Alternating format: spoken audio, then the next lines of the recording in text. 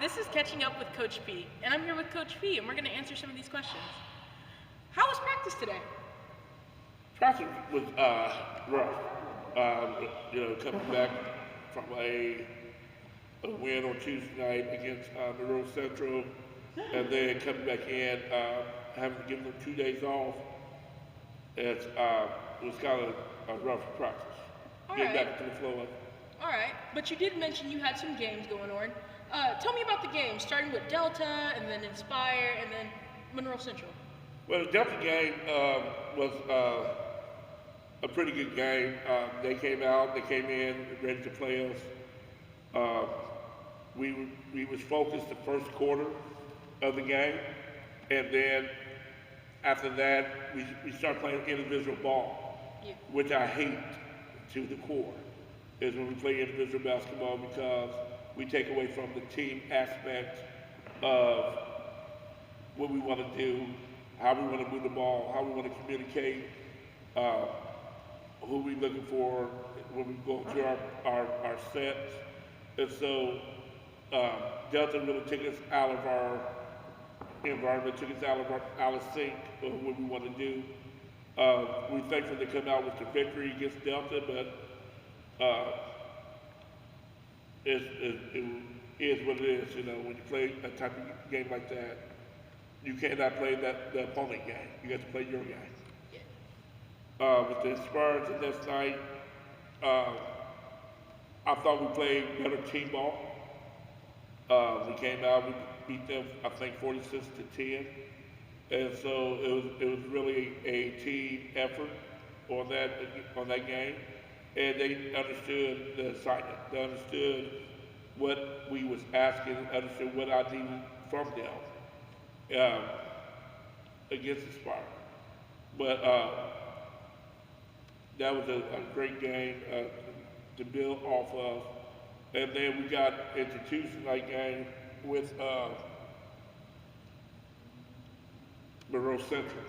And anytime you go and you play out, into a county school or play away from your home team, you're going to have those games that you want the referee out of the game.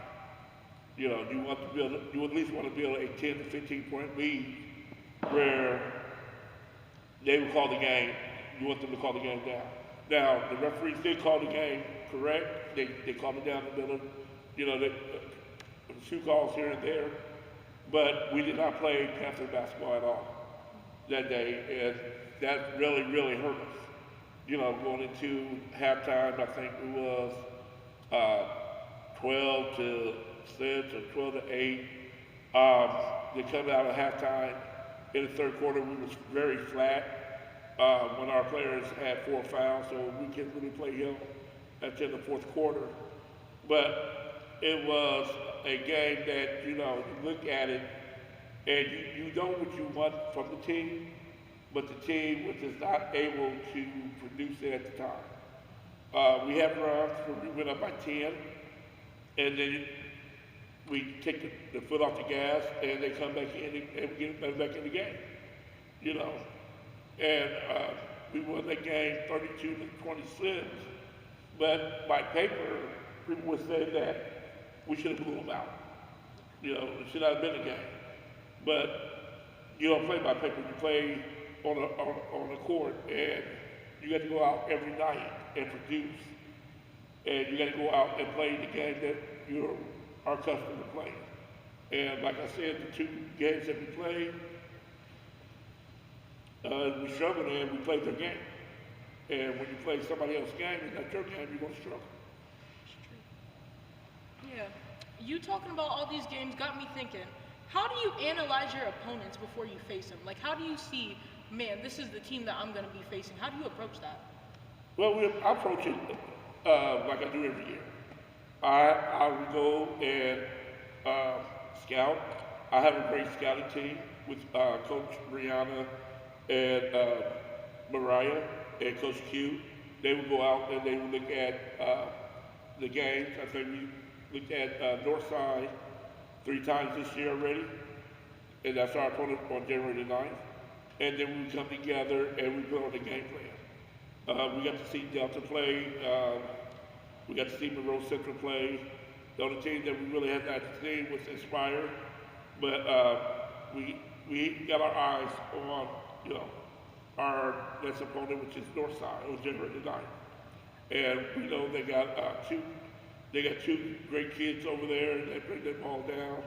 Yeah, Hezekiah Smith and Michael Woods, and then they got Landon, and they got Burt in the middle. So we know that they're a very sound team. We know that they are very fundamentally sound team, and so they're going to be a very difficult opponent on January the 9th. But we're going to be ready, and we're getting ready for them right now. And that's coming to practice hard, giving it all you have in practice. We sitting at 4-0 right now. That don't mean nothing. You know what I'm saying? It's just you won 4 games. But the meat of our schedule is in January and February with Northside, Anderson, Yorktown. Those, just to name a few of those teams that we'll be facing that you have to be ready for every day. Yeah. While we're still talking about the team and like all the games, how does the team prepare for a match, like physically and mentally on and off the court? How do they prepare for their next opponent? Practice. Get in the gym, do what the coaches ask you to do, bust your ass, and get out there and practice. And that's what we have to do every day. We got to get in the gym, get in the lab, put up shots, block out, communicate, play good defense. That's how you get ready for the next opponent. It's not a thing where you're going to get into a match goal and you're going to go and ask the Wizard of Oz, hey, let's go play. You ain't going to be like, oh, let me see what I can do. I see us winning. Hold on. I see us winning January the 9th against Northside, and Hezekiah Smith. It don't work that way. You got to go in there and bust it behind the practice and get ready for it. All right. Yeah, that's true. And while practicing, how do you stay updating with new coaching techniques or new things or new strategies on the court? Well, the game don't change. The game ain't changed in a long time. You know what I'm saying? Time change, people change, but the game don't change. Basketball is putting that ball in the hoop, putting that ball on the square, so we go into the hoop, playing, move your feet, communicating, playing good defense, talking to each other. You know what I'm saying? That's always going to stay the same. We as coaches, we like to complicate some things and put some new wrinkles in and confuse players what we want them to do. But we keep it simple and play the game. Whatever happens, happens. But this game is simple. Yeah, I agree. Now, earlier you were talking about your assistant coaches. Do you mind describing the role of those assistant coaches? What do they do during the practices and during the games that just help making the team a better team? My assistant coaches are the backbone of the team. Starting with Todd, James, Ethan, Q, Brianna, John. They come in and they really do what they have to do. Even with Mariah, she let us see some things and tell us some things that the other teams are doing to help us get better. And I usually let my assistant coaches run practice and run drills, and then we all get together and we talk about, okay, what we need to do, improve. Now, as a head coach, I'm not gonna lie, I get stubborn sometimes and I do it my way, but I have learned since been coaching this game that you rely on your assistant coaches, you rely on their eyes, you rely on what they see in the game, and their help will help you become a better coach. I like that. What what type of drills and exercises do you find most effective that are really like pushing your team to be the best it can be? Right. You're right. You can do three-man weaves, left hand layup, right hand layup, come down, pull up, 10-footers. I'm really against three-pointers. Some teams love the three-pointer. I hate the three-pointers because you got those players that would love to shoot a three-pointer and think they Stephen Curry and they can't shoot nothing. You know, you win by the three, you can die by the four. I'm an old school coach let's get the ball, especially when I got a big, I'm gonna get the ball into my big, and we're gonna go inside out because the inside working, now they got to double team me. Now I'm gonna send it right back outside. You know what I'm saying? And plus I love the motion offense. Move out, dribble, move out the ball, screen, talk to each other, get your teammate open. You know, I'm a firm believer of that.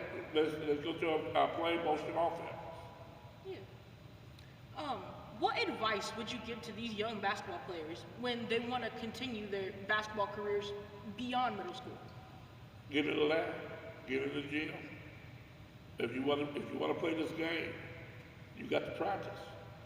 You know, this game is you can't. This one thing I know about this game, you can't cheat it.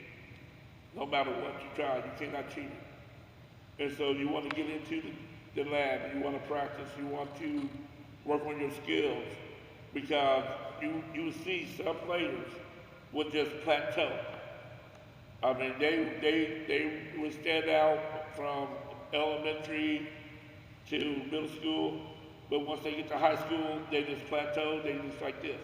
There's no ascending, there's no going to the next level, because they didn't get complacent.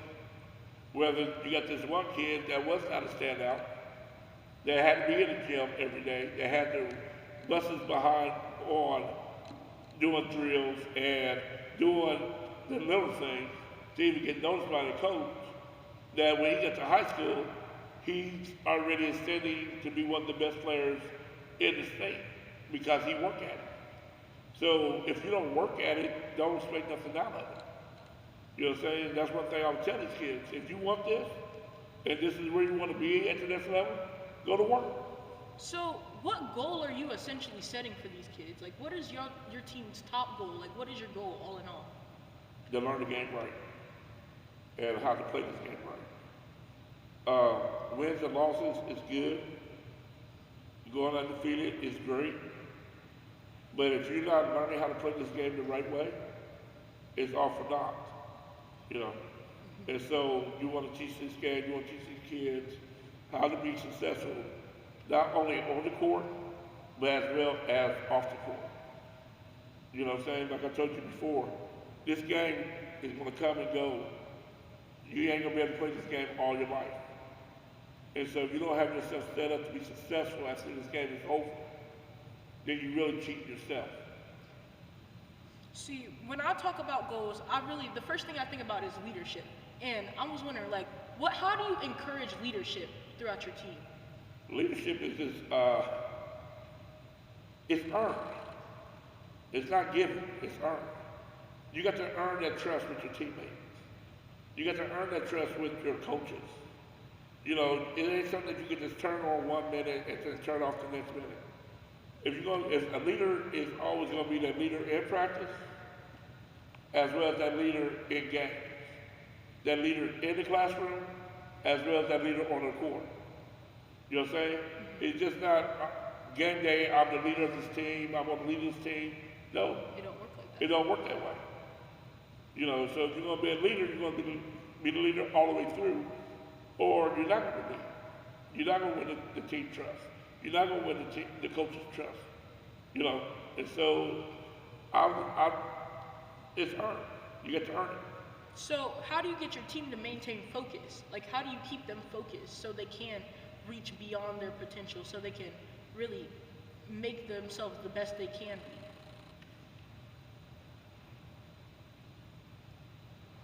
be? To make them focus is just practice, talk to them about life, talk to them about making the right decision on the court as well as off the court. It's big. This is bigger than basketball. This is bigger than it's bigger than game. It's bigger than anything. You know, it's life, and they have to stay focused on making the right decision, on going to classes, doing the right thing in classrooms, doing what the teachers ask. If you do that first, and I'm a firm believer that if you can do that first, then everything else will fall in line. You know what I'm saying? If you can be respectful to your parents, if you can be respectful to your teachers, then everything else will come easy. You know what I'm saying? But that one thing you have to do is stay focused on the little things. You know what I'm saying?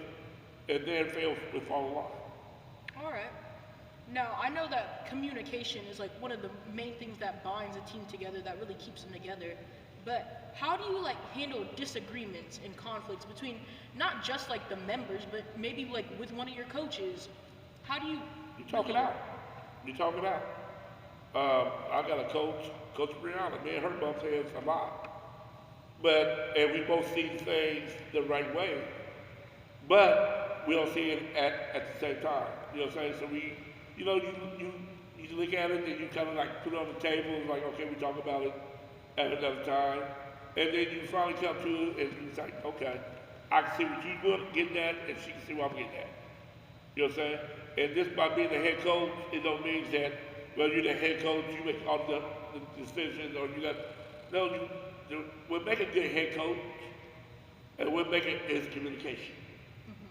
What make a good head coach is listening to the people that I trust on my coaching staff. And I have learned that throughout my coaching career. You have to learn to trust, because if you don't trust your coaching staff, how do you expect your teammates or your team or your players to trust you? That's right. Now, you're doing all this listening to like your staff and everything, and I know everybody has different opinions, so how do you handle that criticism and all the other things that maybe they find something totally, completely different, and then you see something different? How do you handle criticism towards your team, not just from your other coaches, but maybe from players? Criticism won't come. You know what I'm saying? People will talk about you whether you do good, whether you do bad. People will talk about you whether you up or whether you down. That will make the world go around. And so you take that criticism and you use it and you turn it into a positive. You know what I'm saying? And one thing I love to tell people is make your weakness your strongest. Because if you're strong, then they can't find nothing weak about you. You know what I'm saying? And that's one thing we're working on as a team. That's one thing we're working on as a coaching staff, is making everything about us our strongest point. I like that. That's a great way to end it off. Is there anything else you want to add? Well, we are going to winter break. We're 4-0. We're getting ready for Northside, which is January 9th.